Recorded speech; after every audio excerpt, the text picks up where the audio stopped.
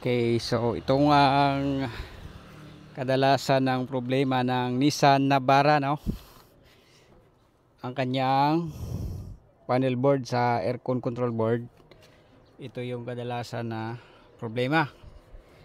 So minsan gagana, iilaw tong mga ilaw na to na maliit, gagana yung aircon, pero pag wala, so hindi gagana yung aircon. Pero yung speed, yung 1, 2, 3 dito meron, pero walang mga ilaw. Pero pag nakababad siya sa init or matagal na nagginamit, no, sobrang mainit na, tapos mainitan na tong IC niya, no, magbabalik siya sa mag-on siya ulit, gagana na naman yung aircon. So pag may ganito kayo guys na Navara, no, so pag wala, try nyo po initin tong mga pisa na to, mga IC niya. Kapag after nyo mainit, try nyo po ibalik. Kung iilaw, wala na board. Ito talaga yung sira guys. Okay naman yung mga kapasitor nya, mga diode nya dito, okay naman. So palit talaga dito ng buo. Pero pag wala naman, no budget pa, so ang gagawin muna natin dito, convert natin sa thermostat na mechanical muna. Ito yung ilagay natin na temporary. Pero pag magkabili sila ng buong ano dito, board, pwede naman ibalik ulit. Kasi temporary lang to para magamit nila yung aircon, no. So electrical ang gagawin natin dito sa unit na to. So ang gagawin natin, hanapin natin tong wire dito na trigger sa compressor sa labas. Tapos mag-tap tayo dito sa ating low speed na control ng 1, 2, 3. Hanapin natin dito yung low speed para pag unang yung aircon, gagana yung compressor sa labas. Okay, so nandiyan na po yung ating thermostat na mechanical.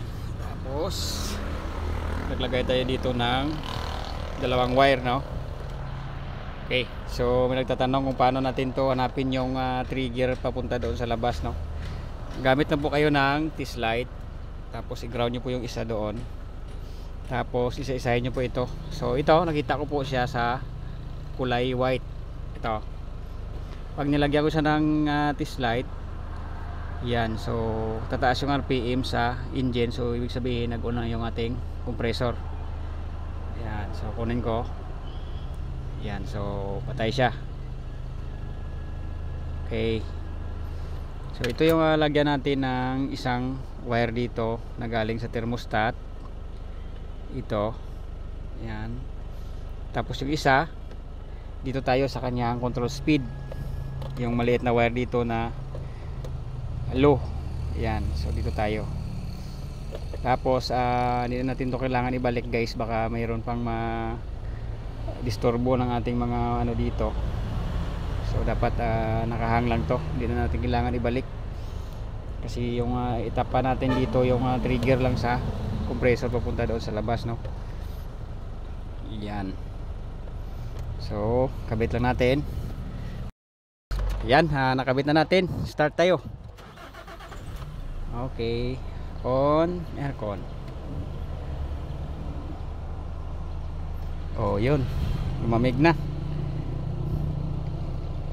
Yan, so pag convert guys, no, ito lang yung gagana, yung 1, 2, 3, 4. Ito, wala na to. Yan, wala na. Pero pag bumili ng buong assembly, siyempre babalik doon sa stock. So pang ano lang muna yan, pang disponer, di ay ano na, option. Pero okay naman guys, mag-automatic yan naman. Pag ma-reach ng thermostat yung lamig, siyempre mag-automatic din yan. Kaso lang dito tayo sa 1, 2, 3. Yan. Okay, so labanan na ano, Navara.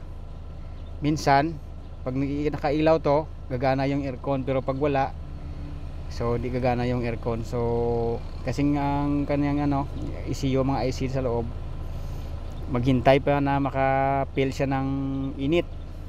Pag mainit na, so nakabilad sa araw, mainit na po dito, so gagana yung kanyang board. Okay, so ang sira guys yung buong assembling board nya. Okay, so okay na, thank you.